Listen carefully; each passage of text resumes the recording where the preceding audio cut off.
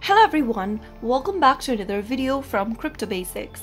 In today's episode, I'm going to be showing you how to download Anchor Wallet application on your Android phone. So let's dive into the video without wasting much of our time. First of all, open your Play Store and also make sure that your device is connected to a stable internet. Go to the search box at the top and type in Anchor Wallet and search. Look for this application from Greymass Inc.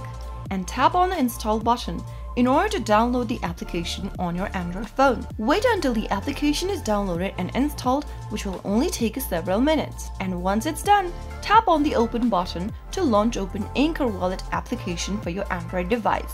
So that's how easy it is to download Anchor Wallet on Android within a few minutes.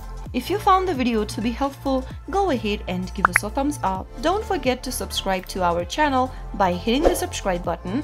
Also press the bell icon so that you'll never miss another upcoming upload from us. I will see you again in the next video. Goodbye till then.